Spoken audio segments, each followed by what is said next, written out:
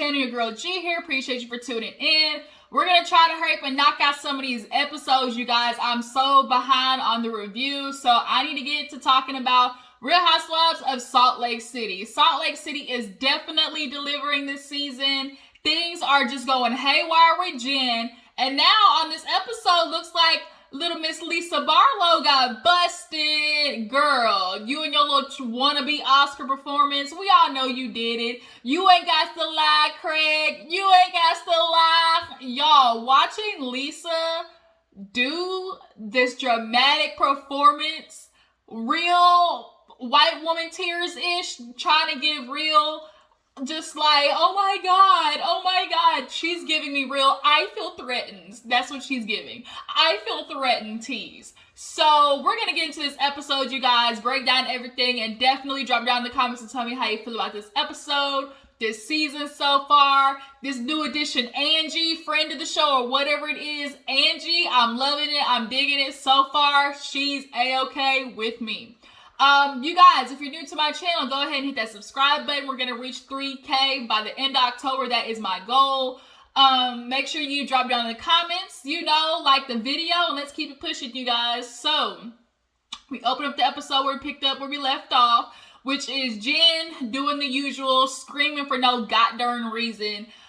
Oh my God, everybody's trying to blame me for everything. I did not do this. I did not do this. Why is everybody trying to blame me? There's such a freaking double standard. And Jen is really trying to use this, she's the brown-skinned girl out of the white clan, to her benefit. So every time something happens, us brown girls, it's just so different for us. And it's like, girl, you want to be invited to the cookout, but you're not going to get an invitation acting like this. Because we're not going to sit there and try to hop on board and call these people, racist and all types of stuff when, bitch, the way you've been acting is inappropriate. So, and especially, Raggedy's hell. You just so disrespectful. So she's screaming and Lisa is chasing after her, trying to get her to calm down. And the commentary by Whitney and Heather over there was hilarious. They're over there talking about, ooh, shoot, she ain't gonna get ready to get her to calm down. We're gonna see how this goes. Girl, Whitney, I ain't walking over there because I lied about my weight. Heather was like, girl, I ain't going over to that weak side of the ice because I lied about my weight. But Lisa is over there talking about, Jen, just calm down, okay? Just calm down. Just listen, okay? Because Lisa was over there talking to Meredith. And Meredith is like, I'm not going to keep doing this with this bitch. She talked about my son. She's running it on her Twitter. She can sit there and try to lie all she wants about, that wasn't me. But bitch, that was your account. So your face, your name, and you can't say it was somebody else because it is a verified, you had that little blue check. So if you had that blue check by your name, bitch, that's you. So either you're apologizing because it was you, or you're apologizing because you have somebody on your team who is doing it on your behalf. But if it wasn't you and it was somebody else, why is it so hard for you to just sit there and be like, that wasn't me, I'm so sorry, I never would, I had no idea, that should have been your immediate response. But your immediate response was to just start yelling and be talking about, but what about me? What about me? And it's like, bitch, what about you? You mad because he said he saw your vagina? You can't get mad at him because you decided to have your vulva out for the world to see? What? So now, when Meredith explains to Lisa, I'm not doing this unless she apologizes. If not, I'm okay, walking away from the friendship. So then Lisa goes over there. Jen is acting crazy and throws a tennis diamond bracelet. Oh no, we not doing that. Like Lisa said, I'll do with the yelling, but I draw the line at throwing diamonds. Now, had that been me, okay, bitch, you want to throw it in the snow? Finders keepers. I would have went back and found that shit and tucked that bitch in my pockets. Okay, I don't know where that tennis bracelet went. You seen it? Shoot, not me. I ain't seen it. Shoot, she threw it in the snow. Maybe the fishes got it. But she's over there yelling at Lisa like, I did not do this. And here you are, going to be with that bitch's friend that's really not your friend. And you know what? You're sitting here trying to get me to apologize for something I didn't do. Well, how about you go apologize to Whitney and Heather? You didn't do anything. And Heather was like, bitch, you know what, Jen? You sure right. Go ahead. Tell her then, Jen. That shit had me dying. But Jen is not listening, so now her little assistant Stu, he's over there trying to calm her down while Lisa is talking to Whitney and Meredith. And Whitney's like, look, Lisa, like, it kind of seems like you're trying to protect her, or like, what is it? Like, what exactly are you trying to do? Lisa's like, I'm not trying to protect her, but I just know how to listen to Jen. I've been in a family of 6, so I've learned how to listen to people a long time ago. I just really want Jen to do this, do the right thing. For me, I know how to, hold myself accountable. Whitney was like, bitch, I'm sitting there thinking the same thing, like, bitch, are you sure? Are you sure you know how to do that? Lies, you tell. Because clearly, at the end of the episode, we about to see exactly the opposite of that. But Stu was trying to be like, Jen, just think about the end goal. Do you want to be friends with Meredith? Like, do you think she wants to be friends with you? Then you need to think about it like that. I'm not doing it, Stu. I'm not doing it, Stu, because I didn't do it. I've always taken the blame for shit I did not do. It's so unfair. What are they just going to keep blaming Jen? And he's like, I'm not telling you to apologize, but like, do it for yourself. Okay, Stu, I get it. Shut the fuck up, Stu. I get it. Oh my gosh. I understand, Stu. Go apologize, because it's always Jen's fault. So then she finally goes up to Meredith and is like, you know what, Meredith, I'm sorry. I never meant to hurt Brooks. And so Meredith's like, okay, thank you. She's like, that wasn't me. I never meant to hurt Brooks. I didn't know. Clearly somebody on my, it's somebody from my team. It'll be handled. What was so hard about doing that the first time, Jen? So clearly Stu probably fed her that and they just clipped it out of the scene, because what was so hard about doing that in the beginning? Jen needs help. She needs anger management, and your husband gonna divorce your ass, because after this season and you going to jail, ma'am, fix it. Like, it ain't cute at all. Your face is swollen. Your lips look like you're going into anaphylactic shock. Like, fix it, Jen. So after that, we meet some new, castmates or friends-ish of the show. Lisa goes over to meet, I think her name is Sarah Jane and Angie. Angie is the one who got the party started at the end of the episode she got the party started, but not real messy. She started some mess without being messy, if you know what I mean. If you get what I'm trying to say. But nonetheless, Lisa and Sarah Jane, they all know each other, 20 years working at a call center. So Angie's like, look, I want to invite you guys to, the charity I'm doing for, I think it's called In Circle. Basically, it's for people who are in the LGBT community. And, with her having a transgender child, she's, it's very near and dear to her heart. So she's like, Lisa, I am inviting everybody. Whitney, she's coming. Do you guys still have an issue? I don't have an issue with Whitney. She has a problem with me.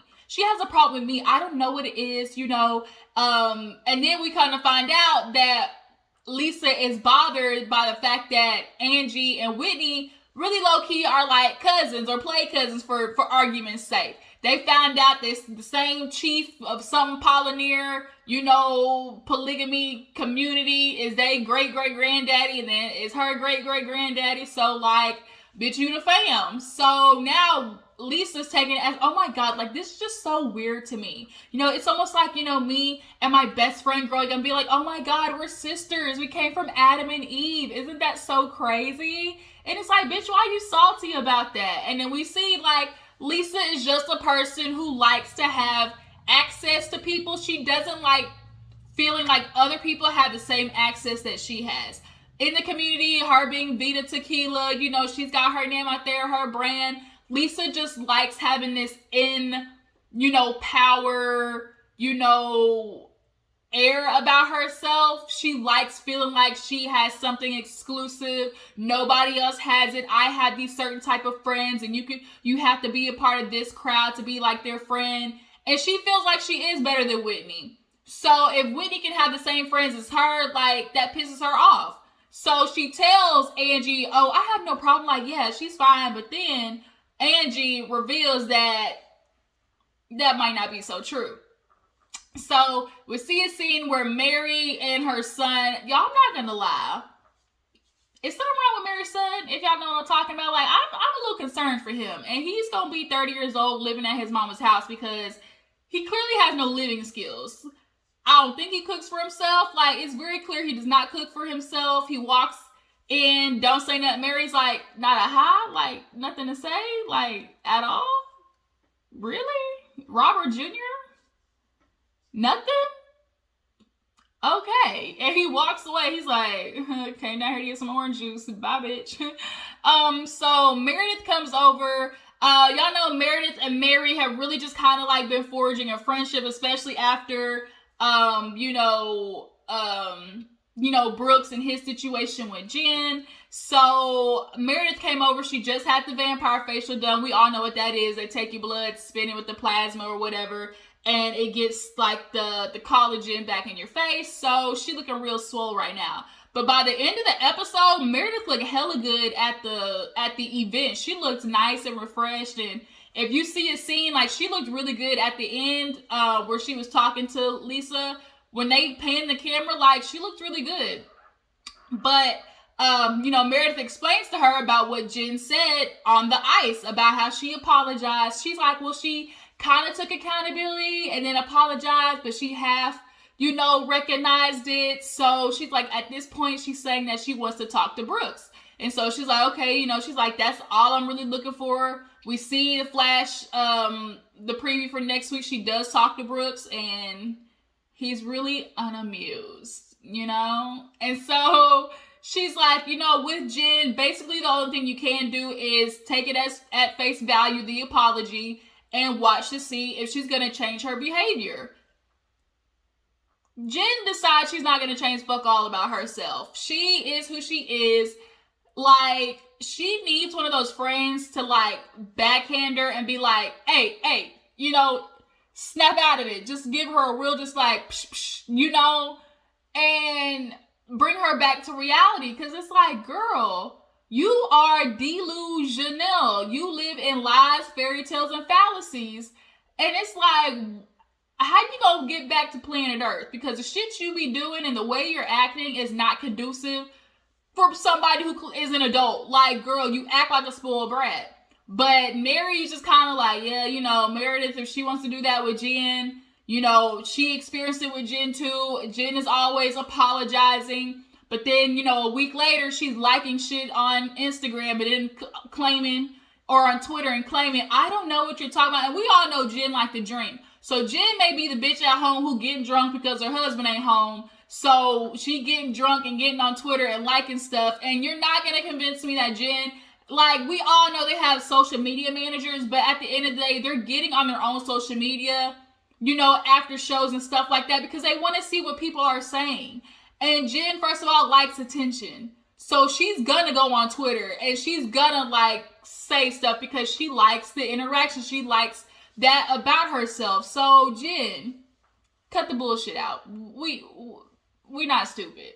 You and Lisa both need to cut it out. So speaking of Lisa, Angie goes to meet with Whitney because, she needs to tell her about the whole, catering situation. So they sit down and they're joking about how, girl, we cousins. And Whitney's like, yeah, when you in Utah, like, you better make sure you do your little genealogy, a little 23andMe or Ancestry.com because, bitch, that might be your cousin you get ready to have a baby with. Next thing you know, you give birth to, one-eyed, one-oared, flying purple people eater. Like, you never know. So make sure you check that DNA for your baby come out with, Cyclops eye and 20 fingers and toes. But so Angie's like, I'm just really in a weird, peculiar situation because, our caterer, they just pulled out and, I'm just really, kind of feeling a certain type of way. She's like, well, why? She's like, well, they mentioned Lisa's name. And so Whitney's like, what? So she's like, I told her, that you're coming to the event. And then, all of a sudden, like, my caterer's not showing up. And so she's like, wait a minute. So this was before or after the caterer pulled out that she knew I was coming? And she was like, literally about 5 hours after. Bitch, that's not a coincidence. It's not a coincidence at all. Like, at all. And like when he said, bitch, I may be blind, but I ain't stupid. Like, the evidence is there, okay? So Angie really don't want to be like, dang, did my friend, Lisa really try to sabotage me? So she confronts her at casino night.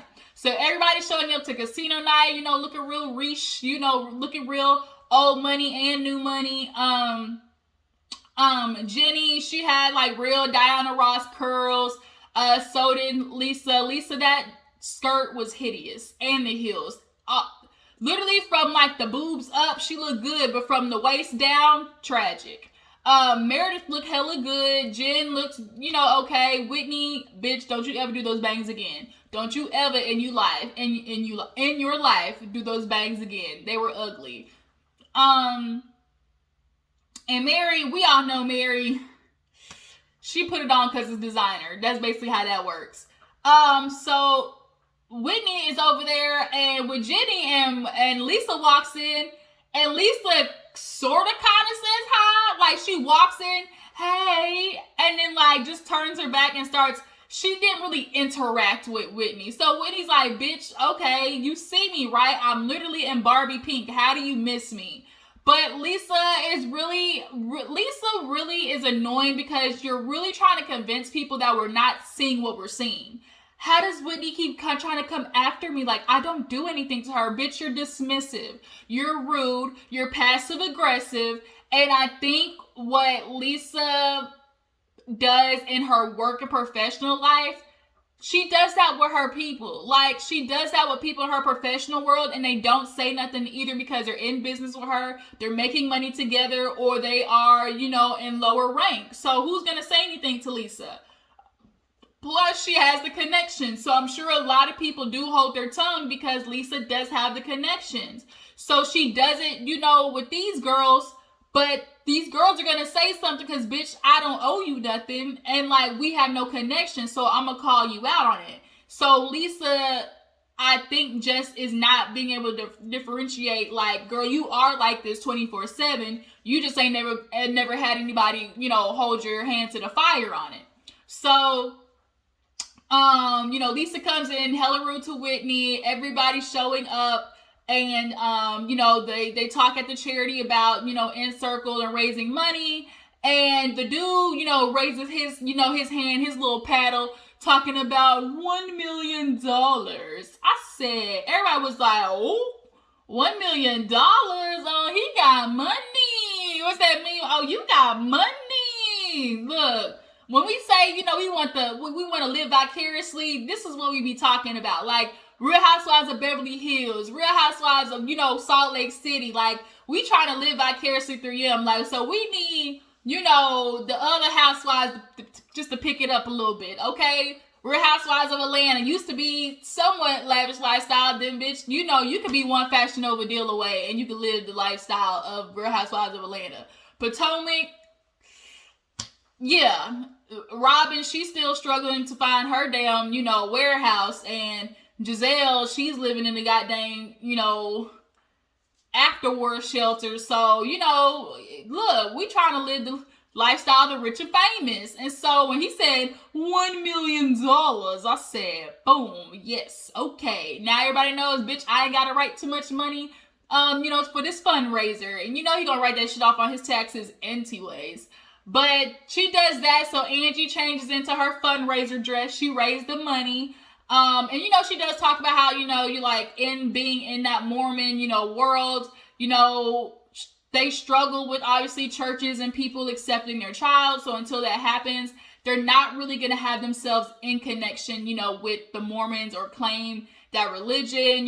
Jen made me laugh because she's like, oh my God, like they sinning. They got the casino, they got the gambling. She's like, girl, you can't do that around here. They real religious people just really are hypocrites, and it just pisses me off. Like, I cannot stand super religious, Bible thumping ass people.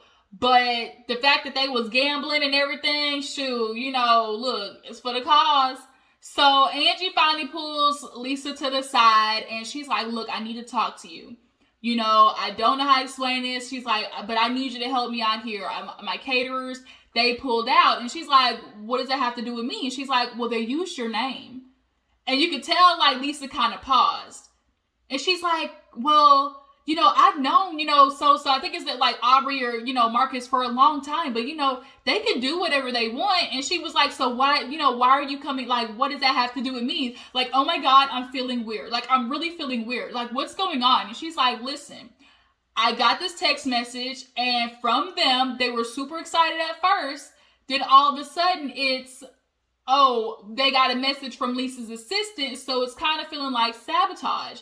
Oh my God, Angie, this had nothing to do with me. Like, oh my God, this really had nothing to do with me. She's like, well, I'm trying to figure it out. Like, is there a problem? Well, I'm just going to let you know, like, me and you were like sisters. We've been good friends to each other. So for you to sit there and hang out with Whitney, and it's like, wait. So the fact that you immediately went from her conversation of the caterers pulled out and they used your name to, well, I've been friends with you for a long time. Now you're hanging out with Whitney.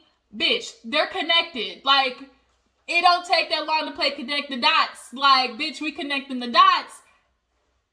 And your picture's coming up, right? So she's like, we've been sisters basically, and here you are saying that, you're related to Whitney, and, we've been friends for so much longer. So she's like, wait a minute, like, you're deflecting. Like, she's like, no, I'm not. I'm just telling you my feelings, Angie. I'm just telling you my feelings. So she's like, so does me being hang out with Whitney have anything to do with this? Like, why you would tell them to pull out? And she was like, no, oh my God, like, I'm just really, like, this is, like, so not cool. Like, I'm so feeling weird. Like, I'm not okay. Like, what's the word she kept using? She kept using, not weird. What was the other word? Uncomfortable. I'm so uncomfortable. So she's like, well, you're telling me, like, okay, this friendship with Whitney I have, but don't you think, you and Meredith and Jen, like, ain't that the same thing? Like, you feel like you're good with Meredith? Oh, really? So she pulls Meredith and Jen. She's trying to blame me for the caterers. Like, I don't even know what happened. Like, she's really trying to blame me, and she comes back with Meredith. Me and Meredith are okay, Angie. So don't try to get in the middle of our friendship. We're okay. And so she's like, I'm not. So I appreciate that Angie kept straight to it. She did not try to veer off. She stayed on task. Like, she kept her cool about it. But Lisa was pulling a Jen. And Jen was like, shit, at least the drama ain't about me. But, she's telling Meredith about how the text message happened. And so Whitney actually ends up walking in. And Lisa's like, what are you in here for, Whitney? She's like, had that been me? I was like, bitch, don't take that tone with me. I just walked in, and last time I checked, this is a free country. And this is her house. So I can walk wherever I want to unless she tells me otherwise. You good? Look. And she's like, why? Like, she can stay here? She's like, no, because she has nothing to do with our friendship, okay? You have nothing to do with me and Angie's friendship. She's like, I know that, but I hear you screaming, and I'm making sure my friend's okay. Like, bitch, you good? And she's like, no, like, our friendship, and this is what's happening. And she's like, it's always something with Whitney. Like, Whitney's always trying to come for me. Like, are you really going to let her get in between our friendship? And she's like, Whitney's like, don't, like, put this on me. Like, if we really want to go tit for tat, we need to talk about how you told her not to be friends with me, not to claim us being family, not to follow me on social media. You don't want her being connected to me in any type of way. And it was like, Lisa was stuck. Like, bitch, yes, you got found out. Boom, tragic. We know it was you. So now it's, oh my God, like, now we have no confidence. Like, why did you tell her that? Oh, because she's like, well, I met with Whitney. She's like, why would you talk to somebody who doesn't like me? She doesn't like me. Of course she's going to have something to say. And it's like, bitch, you're caught. Busted, red-handed. So all of this crying of, oh my God, I'm so uncomfortable. Like, are you really gonna do this? Well, like, I'm just so hurt. Like, our friendship, really, you're really gonna do this to me? And she was y'all, the white woman tears. The white woman on white woman. It's white on white crime. And so she gets up. I just need John. And everybody's trying to calm her down. And she gets up and she walks out of that bitch thinking that she just won an Emmy. And she leaves with John. And that was the end of the episode, y'all. So what is going on? Do y'all like Angie as an addition to the show? How do you guys feel about her? There was a scene where Jen and Mary were talking, and Jen really tried to, let's do a cook-off. And Mary's like, no, let's start real small, like, because you've apologized, and the next week you were talking shit about me on Twitter. So, you know, the door's open, but bitch, best believe know that there is an electric screen. So if you if you try to walk there, bitch, you're gonna get zapped, okay? So yeah, how do you guys feel about Jen? Do you think Jen is gonna be able to keep up to her apologies and change her actions? And next week, you know, she sits down with Brooke, so we're gonna see how that goes. Tell me how you feel about this episode so far. How you guys feel about Lisa? You know, is she going to be able to recover, you know, with Angie, or is she going to continue to blame Whitney? I appreciate you guys for tuning in. Make sure to like this video, subscribe to my channel. I will catch you guys later. Deuces.